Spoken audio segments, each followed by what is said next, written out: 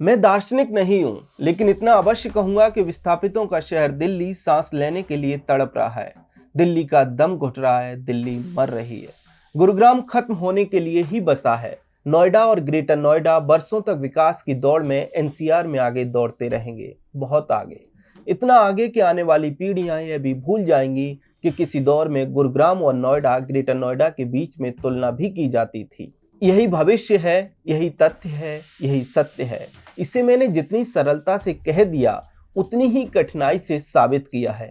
इसलिए आपसे एक अपील है, वीडियो पूरा देखिए और पूरा देखने के बाद ही कमेंट में हमें प्रतिक्रिया दीजिए। यकीन कीजिए, हम आपका प्रत्येक कमेंट पढ़ते हैं। नमस्कार, आप देख रहे हैं टीएफआई, जो है देश का सबसे विश्वसनीय अल्टरनेट न्यूज मीडिया पोर्टल। और मैं चमन मिश्रा आज आपको बताने जा रहा हूं कि कैसे विकास की दौड़ में नोएडा और ग्रेटर नोएडा गुरुग्राम और दिल्ली को धोबी पछाड़ देने वाले हैं। दिल्ली गुरुग्राम को नोएडा, ग्रेटर नोएडा विकास की दौड़ में बहुत पीछे छोड़ देंगे। यह बात मैं किस आधार पर कह रहा हूं, वो आपको अवश्य बताऊंगा। लेकिन उससे पहले इन चार शहरों यानी कि दिल्ली, गुरुग्राम, नोएडा और ग्रेटर नोएडा के बारे में कुछ तथ्य आपको अवश्य जान लेने चाहिए।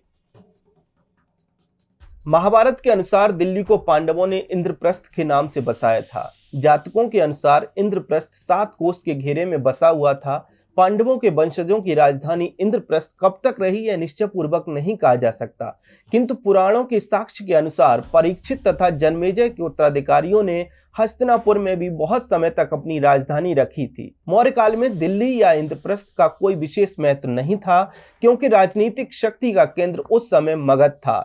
मौर्य काल के पश्चात लगभग 1300 वर्षों तक दिल्ली और उसके आसपास का क्षेत्र अपेक्षाकृत महत्वहीन बना रहा। 12वीं सदी में पृथ्वीराज चौहान ने दिल्ली को अपनी राजधानी बनाया। इसके बाद यहाँ खिलजी और तुगलक वंशों ने शासन किया। 1192 में आक्रमणकारी मोहम्मद गौरी ने दिल्ली पर कब्जा कर लिया। 1206 में दिल्ली सल्तनत की नींव रखी गई। 1398 में दिल्ली पर आक्रांता तैमूर ने हमला कर दिया और सल्तनत का खात्मा हो गया। लोधी के बाद बाबर आ गया और इसके बाद मुगल आते रहे। इसके बाद आया 1803 और दिल्ली पर अंग्रेजों ने कब्जा कर लिया। वर्ष 1911 में अंग्रेजों ने कलकत्ता से बदलकर दिल्ली को अपनी राजधानी बनाया। इसके बाद तभी से दिल्ली भारत की राजधानी है। 1947 में भारत से अंग्रेज चले गए, लेकिन दिल्ली राजधानी बनी रही। तो जो दिल्ली आज आपको दिखती है, उस दिल्ली की यही कहानी है। अब आगे बढ़ते हैं, बात करते हैं नोएडा और ग्रेटर नोएडा की। 1972 की बात है। इंदिरा गांधी भारत की प्रधानमंत्री थी। दिल्ली पर जनसंख्या का दबाव बढ़ने की बातें कही जा रही थी। दिल्ली के बाहर से आने वाले लोगों के अनियंत्रित होने का खतरा सरकार को लगने लगा था। तब वर्ष 1972 में 50 गांवों को यमुना हिंडन दिल्ली बॉर्डर नियंत्रित क्षेत्र घोषित किया गया। यह ऐलान UP regulation of building operation act 1958 के तहत किया गया। गांवों को रेगुलेटेड एरिया घोषित करने का फैसला 7 मार्च 1972 में लिया गया था। जून 1975 को इंदिरा गांधी ने इमरजेंसी लगा दी। दक्षिणी दिल्ली के ओखला इंडस्ट्रियल एरिया की तर्ज पर यमुना नदी के पूर्वी किनारे पर यूपी इंडस्ट्रियल एक्ट 1976 के तहत न्यू ओखला इंडस्ट्रियल एरिया के तहत नोएडा घोषित किया गया। इस शहर को बसाने के लिए जो अथॉरिटी गठित की गई, उसके नाम पर इस शहर का नाम नोएडा पड़ गया। ग्रेटर नोएडा भी नोएडा की तरह ही उत्तर प्रदेश के गौतम बुद्ध नगर में स्थित है। यूपी इंडस्ट्रियल एक्ट 1976 के तहत ही इसे भी 1991 में बसाया गया। बहुत कम समय में ग्रेटर नोएडा एक बेहतरीन शहर बनकर उभरा। आज ग्रेटर नोएडा नोएडा से भी कहीं ज्यादा तेजी से विकसित होता दिख रहा है। दिल्ली और नोएडा, ग्रेटर नोएडा के बाद अब आगे बढ़ते हैं, बात करते हैं गुरुग्राम की। पौराणिक कथाओं के अनुसार गुरुग्राम गुरु द्रोणाचार्य का गांव था। अकबर के शासनकाल के दौरान गुरुग्राम को दिल्ली और आगरा के क्षेत्रों में गिना जाने लगा। 1857 के विद्रोह के बाद इसे उत्तर पश्चिमी प्रांतों से पंजाब प्रांत में स्थानांतरित किया गया।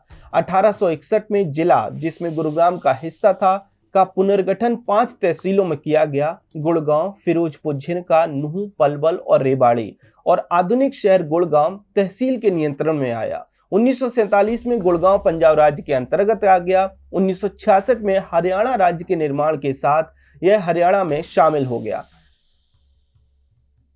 चारों शहरों का संक्षेप में इतिहास हमने समझ लिया कि इन शहरों का निर्माण कैसे हुआ, इन शहरों का विकास कैसे हुआ। अब आगे बढ़ते हैं। तो हमारा सवाल था कि कैसे गुरुग्राम और दिल्ली, नोएडा और ग्रेटर नोएडा से विकास की दौड़ में पीछे रह जाएंगे। किसी भी शहर के विकास को समझने के लिए कई पैमाने हो सकते हैं, लेकिन हमें साथ ही यह भी समझना है कि भविष्य क्या होगा। इसलिए हम कुछ बहुत महत्वपूर्ण मानक तय करते हैं। इन शहरों की तुलना हम इन 5 मानकों के आधार पर करेंगे, जो हैं विनिर्माण यानी इंफ्रास्ट्रक्चर, कनेक्टिविटी, कानून व्यवस्था और सरकारी नीतियां। इंफ्रास्ट्रक्चर के मामले में नोएडा, ग्रेटर नोएडा गुरुग्राम से कहीं आगे है। नोएडा, ग्रेटर नोएडा एक तरह से योजनाबद्ध तरीके से बसाए गए शहर हैं, पूरी तरीके से नहीं लेकिन बहुत हद तक। नोएडा को सेक्टर्स में डिवाइड किया गया है। कमर्शियल क्षेत्रों को आवासीय क्षेत्रों से बिल्कुल अलग रखा गया है। कमर्शियल क्षेत्रों को भी सोच समझकर बसाया गया है।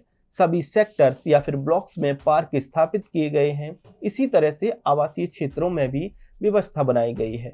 अब आगे बढ़ते हैं। विनिर्माण में सड़कें सबसे महत्वपूर्ण हैं। नोएडा की सड़कें चौड़ी चौड़ी हैं और वहीं दूसरी तरफ गुरुग्राम की सड़कें कहीं कहीं बहुत चौड़ी और कहीं कहीं बहुत ज़्यादा संकरी हैं। इतनी ज़्यादा संकरी कि गाड़ियों को ठीक से ले जाने में भी दिक्कत आती है। सड़कों की स्थिति पर अगर बात करें तो वो भी नोएडा और ग्रेटर नोएडा में गुरुग्राम की अपेक्षा कहीं ज़्यादा अच्छी है। अब आगे बढ़ते हैं। बिजली आपूर्ति में नोएडा, ग्रेटर नोएडा का मुकाबला गुड़गांव कभी नहीं कर सकता। इसके पीछे एक मुख्य वजह यह है कि नोएडा और ग्रेटर नोएडा में प्राइवेट कंपनियां बिजली की आपूर्ति करती हैं, इसलिए 24 घंटे की बिजली आपूर्ति निश्चित है। वहीं दूसरी तरफ गुरुग्राम में हरियाणा स्टेट इलेक्ट्रिसिटी बोर्ड पर बिजली की आपूर्ति निर्भर करती है। इससे आगे पानी की आपूर्ति की अगर बात करें तो उसमें भी नोएडा, ग्रेटर नोएडा और गुरुग्राम में जमीन आसमान का फर्क है। इन दोनों शहरों में साफ, स्वच्छ और मीठा पानी जमीन से निकलता है। कोई भी बोरिंग करवा कर 24 घंटे पानी की आपूर्ति सुनिश्चित कर सकता है, जबकि गुरुग्राम में पानी की आपूर्ति पश्चिमी यमुना कैनाल से होती है। इसी तरह से चाहे ट्रैफिक की बात हो, मार्केट की बात हो, पब्लिक ट्रांसपोर्ट की बात हो, रेंटल प्रॉपर्टीज की बात हो, हाउसिंग सोसाइटी की बात हो, नोएडा, ग्रेटर नोएडा गुरुग्राम से इंफ्रास्ट्रक्चर के सभी मानकों पर भारी पड़ता है।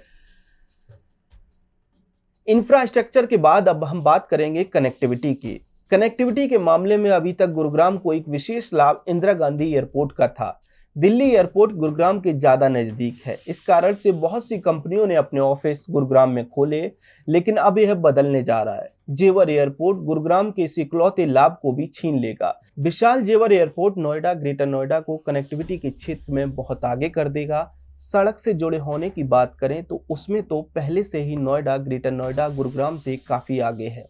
दिल्ली से गुरुग्राम जाने के 3 एंट्री पॉइंट हैं। वहीं अगर नोएडा, ग्रेटर नोएडा की बात करें तो दोनों ही शहर कई तरफ से दिल्ली से जुड़ते हैं। अब इसके बाद हम आते हैं कानून व्यवस्था पे। कानून व्यवस्था यह एक मानक है जिस पर कुछ वर्षों पहले तक नोएडा, ग्रेटर नोएडा पर भी सवाल खड़े होते थे, लेकिन वो दौर बीत गया। उत्तर प्रदेश में महंत योगी आदित्यनाथ की सरकार है और इस सरकार में अपराधों पर कैसे रोक लगाई गई है ये बताने की आवश्यकता नहीं है। आज नोएडा, ग्रेटर नोएडा के अपराधियों का या तो एनकाउंटर होता है या फिर उनके घरों पर बुलडोजर चलाए जाते हैं। ये दोनों शहर महिलाओं के लिए भी पूरी तरह से सुरक्षित हैं। वहीं दूसरी तरफ गुरुग्राम, जो कि चमकता दमकता इलाका है, उससे थोड़ा सा आगे बढ़ते ही बेहद शुरू हो जाता है। जयपुर हाईवे पर क्या क्या नहीं होता। एक्सल गैंग की घटनाओं से हम सभी वाकिफ हैं। सड़कों के दोनों तरफ का घना जंगल हमें यूं ही डरा देता है। इस तरह से इस मानक पर भी नोएडा, ग्रेटर नोएडा गुरुग्राम पर भारी पड़ता है। अब हम अपने 5वें और अंतिम बिंदु पर चर्चा करते हैं और यह बिंदु है सरकारी नीतियां। सरकार की नीतियां भी कई मायनों में विकास की रफ्तार तय करती हैं। राज्य सरकार की नीतियों का सीधा प्रभाव उस राज्य के विकास पर पड़ता है। नोएडा, ग्रेटर नोएडा और गुरुग्राम के साथ भी यही हुआ। इसका सबसे बड़ा उदाहरण है हरियाणा सरकार ने प्राइवेट सेक्टर की नौकरियों में, खासकर उद्योगों में हरियाणा के स्थानीय युवाओं को 75% आरक्षण देने का जो प्रावधान किया है वो। इस फैसले पर बहुत विवाद हुआ, अदालतों में सुनवाई हुई, लेकिन खट्टर सरकार ने इसे लागू कर दिया। हरियाणा के युवाओं के लिए फैसला निसंदेह अच्छा है, लेकिन कंपनियों के लिए अच्छा नहीं है। 30,000 तक का वेतन बहुत सी एमएसएमई कंपनियां अपने कर्मचारियों को देती हैं। कई बार वो कर्मचारी भारत के दूसरे राज्यों से आकर काम करते हैं। ऐसे में कंपनियों के अंदर यह चर्चा चली कि गुरुग्राम को छोड़कर नोएडा, ग्रेटर नोएडा की तरफ चलना चाहिए। इसके साथ ही निवेश करने की इच्छुक कंपनियां भी इस प्रावधान को तीखी दृष्टि से देख रही हैं। ऐसे में निवेश की दृष्टि से देखें तो नोएडा, ग्रेटर नोएडा तेजी से आगे बढ़ेगा, उसके पीछे यह भी एक कारण है। मुझे उम्मीद है आप अभी तक वीडियो देख रहे होंगे और आपके दिमाग में कई सवाल भी चल रहे होंगे। सवाल कि दिल्ली का नाम भी लिया गया है, फिर दिल्ली से क्यों तुलना नहीं कर रहे, गुरुग्राम से ही क्यों कर रहे हो। आपका सवाल सही है और सभी मानकों में मैंने दिल्ली के साथ ग्रेटर नोएडा, नोएडा की कोई तुलना नहीं की। उसके पीछे कई कारण हैं, आइए उन्हें समझते हैं। दिल्ली में जितना विकास, जितना काम होना था हो गया। अब इससे ज्यादा दिल्ली का कुछ नहीं हो सकता। हर तरफ से ठुसी हुई दिल्ली अब ऐसी ही रहेगी। अब वहां विकास की कोई बड़ी संभावनाएं नहीं है। दिल्ली का क्षेत्र बहुत सीमित है और जनसंख्या का भार बहुत ज्यादा, इसलिए प्रदूषण से लेकर गंदगी तक दिल्ली की स्थिति आने वाले वर्षों में और ज्यादा खराब ही होगी। दिल्ली में आम आदमी पार्टी की सरकार है और मुख्यमंत्री हैं अरविंद केजरीवाल। अरविंद केजरीवाल फ्री की रेवड़ियां बांटने के झंडाबदार हैं। दिल्ली में भी वो यही कर रहे हैं। ऐसे में बजट का ज्यादातर हिस्सा रेवड़ियों के खर्च पर चला जाता है। विकास के कार्यों पर एक तरह से रोक लगी है। इन सभी आधार पर कह सकते हैं कि दिल्ली का तो जो होना था सो हो गया, अब कुछ नहीं होना। इसलिए आने वाले वर्षों में दिल्ली की स्थिति और ज्यादा खराब ही होगी। विकास की रफ्तार में वो नोएडा, ग्रेटर नोएडा से पीछे छूट जाएगी। इन सभी मानकों के आधार पर हम ये कह सकते हैं कि आने वाले वर्षों में विकास के मामले में गुरुग्राम और दिल्ली नोएडा और ग्रेटर नोएडा से बहुत पीछे रह जाएंगे। अब आप हमें कमेंट सेक्शन में बताइए कि आप क्या सोचते हैं, आपका क्या अनुभव है। आपके अनुसार आने वाले वक्त में कौन सा शहर तेजी से विकास की रफ्तार पकड़ेगा।